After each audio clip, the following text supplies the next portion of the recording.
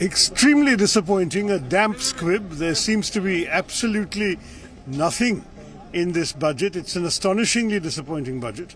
In fact, when you look at or listen to the speech, of which we don't yet have a written text, no mention of MNREGA, no mention of defense, no mention of any of the urgent priorities facing the public.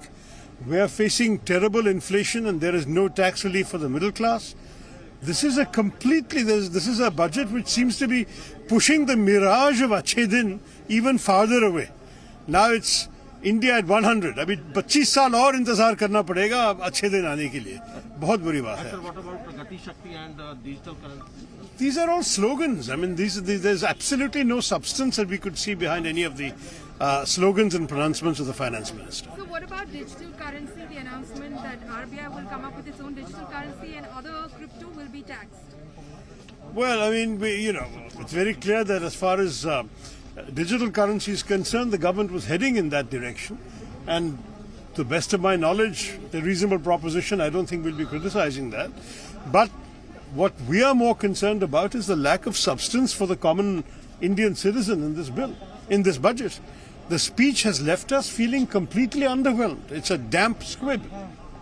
Thank you, sir. Extremely disappointing, a damp squib. There seems to be absolutely nothing in this budget. It's an astonishingly disappointing budget.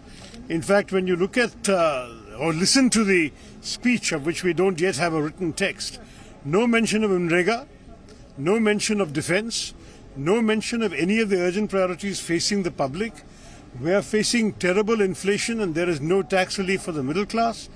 This is this is a budget which seems to be pushing the mirage of Achhe Din even farther away. Now it's India at 100. अभी 25 साल और इंतजार करना पड़ेगा अच्छे दिन आने के लिए. बहुत बुरी बात है. Sir, what about Gati Shakti and digital currency? These are all slogans. I mean, there's absolutely no substance that we could see behind any of the slogans and pronouncements of the finance minister. So what about digital currency, the announcement that RBI will come up with its own digital currency and other crypto will be taxed? Well, I mean, it's very clear that as far as digital currency is concerned, the government was heading in that direction. And to the best of my knowledge, the reasonable proposition, I don't think we'll be criticizing that. But what we are more concerned about is the lack of substance for the common Indian citizen in this bill, in this budget. The speech has left us feeling completely underwhelmed. It's a damp squib. जी जो है वो slogan की तरह से है, क्या कहना है आपका? देखिए, आज़ादी के अमृत महोत्सव के यह इस कालखंड का अमृत बजट है और आज का बजट आम आदमी की आकांक्षाओं के अनुरूप है. पूरी तरह से प्रधानमंत्री जी के आत्मनिर्भर भारत बनाने के संकल्प को पूरा करने वाला यह बजट है. सबका साथ सबका विकास, इस मूल मंत्र पर आधारित ये बजट है. महिलाओं, युवा, किसानों, लघु उद्यमियों, व्यापारियों और सभी वर्ग के लोगों का ख्याल इसमें रखा गया है. कोरोना के विपरीत परिस्थिति के बावजूद आपने देखा कि अन्य देशों की तुलना में भारत के अर्थव्यवस्था भारत की काफ़ी मजबूत रही और निश्चित रूप से 22-23 के इस बजट से अर्थव्यवस्था और भी मजबूत होगी और देश के विकास को काफ़ी बल प्रदान होगा. सर दूरदर्शन सर जो यूनियन बजट में किस तरह से देखते हैं सर आज? कल ही आर्थिक सर्वेक्षण में एक सीधा संदेश मिल गया था और मैं मानता हूं कि जो हमारी प्राचीन अर्थव्यवस्था की रीढ़ है, सेवा, कृषि और चिकित्सा के क्षेत्र में जो हमारा योगदान रहा है, उसको नए सिरे से इस बजट में परिभाषित किया गया है. और मैं मानता हूं कि जो सप्लाई चेन है उसके लिए जितना बेहतर से बेहतर हो सकता है और आने वाले समय में आने वाली नए सिरे की जो चुनौतियां हैं उनको पहले से ही इसमें समाधान दिया है. और इसलिए 2021-22 और 22-23 दोनों बजट की जो निरंतरता है ये अभिनंदनीय है. सर एमएसपी को लेकर के जो अनाउंसमेंट की गई है उसके बारे में आपका क्या कहना है? मुझे लगता है कि हम किसी समस्या को टुकड़ों में नहीं देखते हैं, लगातार है. और इसलिए मैंने कहा कि कोई हिस्सा ऐसा बाकी नहीं है जिन क्षेत्रों में हमने आगे तक दूरगामी विचार नहीं किया. इसलिए मैंने कहा कि जो क्रमवार जो एक वित्तीय प्रबंधन होता है उस बात के लिए वित्त मंत्री का अभिनंदन। सर विपक्ष का लेकिन ये कहना है कि डिफेंस की बात उसमें नहीं थी, क्रिप्टो करेंसी की जो बात है उसको कहा गया कि ये सब तमाम लॉलीपॉप जैसी चीजें। मुझे लगता है कि कहने के लिए अब कुछ है नहीं विपक्ष के पास। करते हैं पूर्व केंद्रीय मंत्री रविशंकर प्रसाद से। रवि जी, बजट ओवरऑल क्या देख रहे हैं, किस रूप में आप देख रहे हैं आम लोगों के लिए और कृषि क्षेत्र के लिए? खास बहुत ही प्रभावी बजट है ये भारत के लिए बजट है और 9% प्लस ग्रोथ रेट की जो अपेक्षा है रविंद्र जी वो निश्चित रूप से पूरा होगा। प्रधानमंत्री ने जिस तरह से देश को आगे बढ़ाया है कि आज 1,40,000 करोड़ का जीएसटी आया है, तो ये भारत की आर्थिक व्यवस्था की आंतरिक मजबूती का संकेत है। इसमें कृषि का प्रावधान है और व्यवस्था की गई है, एमएसपी को मजबूत किया गया है, स्कूलों के लिए डिजिटाइजेशन के लिए आपको मालूम है नए चैनल खोलने की बात है, पढ़ाई की जाए। राज्यों की भी चिंता की गई है बॉन्ड वॉर के मामले में, फिस्कल के मामले में, और 5G communication, electronic manufacturing, road infrastructure, इन सबों के लिए जो नई बातें की गई हैं, डिजिटल मोड और डिजिटल करेंसी जो आरबीआई का आ रहा है, एक प्रकार से एक समग्र बजट है। मैं यही कहूँगा कि भारत के विकास को और आगे बढ़ाएगा। माननीय प्रधानमंत्री जी के प्रति बहुत कृतज्ञता, जिस तरह से देश को नेतृत्व दिया है, और वित्त मंत्री जी का। आखिरी सवाल रहेगा सर, लेकिन अपोजिशन कह रहा है कि ये जिस तरह की सरकार है केवल अपने वायदे करने वाला है। अच्छा होगा वो अपनी बातें संसद में कहें, और क्या आप अपेक्षा करते हैं कि वो बजट की तारीफ करेंगे? बहुत बहुत शुक्रिया। रविंद्र कुमार, जी मीडिया। खुशी जी हैं बजट पे बात करने के लिए। कैसा बजट लगता है आपको गीता जी? बहुत ही अच्छा। मैं बधाई दूंगी निर्मला सीतारमण जी को और मोदी गवर्नमेंट को, जिन्होंने बहुत ही बैलेंस्ड बजट दिया है। इसका मुख्य फोकस इंफ्रास्ट्रक्चर के साथ साथ जो हमारी जन कल्याणकारी योजनाएं हैं वो चलती रहें, और साथ ही साथ जॉब क्रिएशन हो। इससे चाहे वो एग्रीकल्चर सेक्टर हो, चाहे एमएसएमईज हो, चाहे बड़ा से बड़ा बिजनेसेस हो, सबको राहत दी गई है। डिजिटल करेंसी पर फोकस किया गया है। हाँ, वो अच्छी बात है क्योंकि क्रिप्टो करेंसी का बहुत बड़ा मुद्दा है और इसकी आवश्यकता भी पर रिजर्व बैंक के थ्रू हो, ये हम इसका वेलकम करते हैं। रूरल डेवलपमेंट के लिए क्या खास है? देखिए, ये बजट देश के लिए एक सस्टेनेबल बजट है, जिसमें ग्रामीण भारत के लिए, चाहे हमारे विभाग को ले पंचायती राज ग्रामीण, उसमें एक इंफ्रास्ट्रक्चर हमारे यहाँ क्या है, ग्रामीण सड़क है, प्रधानमंत्री आवास योजना है, ऐसे सारी योजनाओं के लिए इस बजट में बड़ा प्रावधान रखा गया है। कभी कभी राज्यों को भी दिक्कत होती है मैचिंग ग्रांट देने के लिए, उसको भी मदद किया गया है।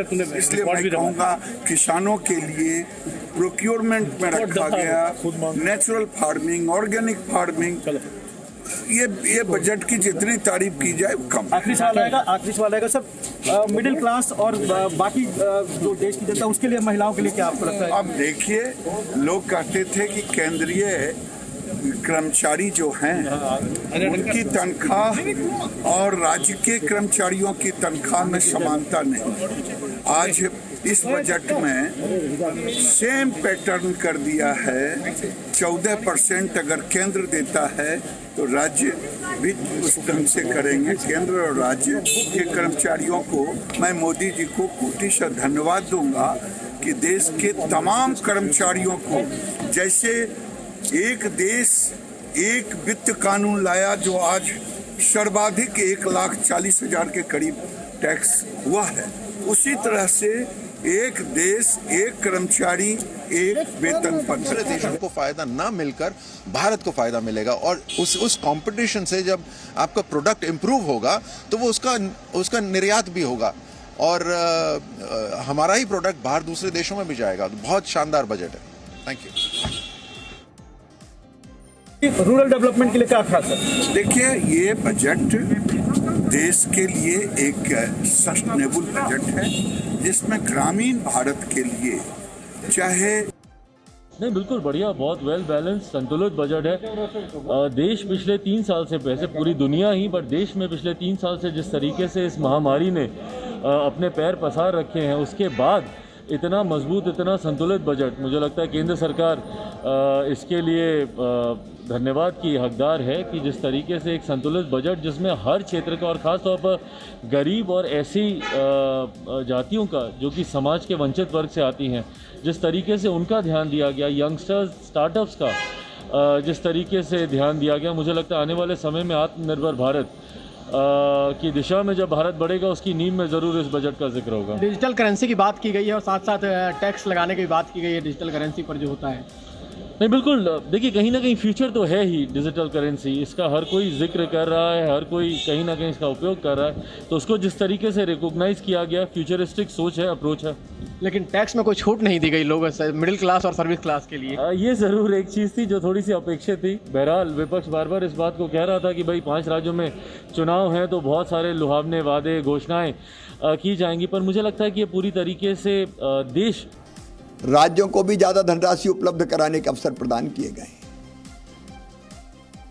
और ये ज्यादा धनराशि अधोसंरचना के विकास में लगेगी तो वहां भी रोजगार के अवसर पैदा होंगे। मध्य प्रदेश को तो बड़ी सौगात मिली है। नदी जोड़ो परियोजना के अंतर्गत कैन और बेतवा को जोड़ने पर 44,000 करोड़ रुपए से ज्यादा की धनराशि खर्च की जाएगी। बुंदेलखंड बदल जाएगा हमारा।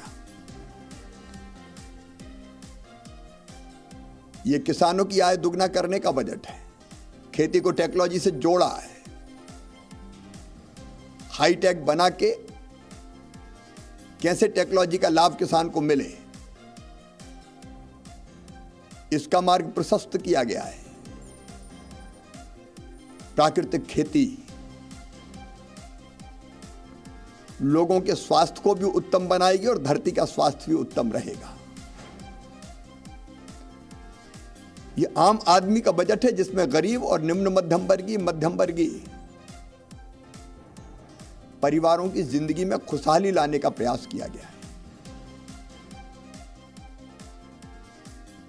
इस बजट में नई शिक्षा नीति को जमीन पर लागू करने के लिए पर्याप्त प्रावधान किया गया है और कोविड काल के बाद देश में हेल्थ इंफ्रास्ट्रक्चर बेहतर बनाने के लिए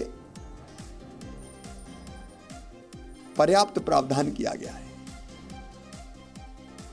ये महिला सशक्तिकरण का, युवाओं को रोजगार देने का, गरीब और किसान के कल्याण का और एक शक्तिशाली भारत के निर्माण का बजट है, जिसमें देश की सुरक्षा के लिए रक्षा बजट में पर्याप्त प्रावधान किया गया है। 25% बढ़ोतरी की गई है। Presenting B News app available on Google Play and App Store. Download it now.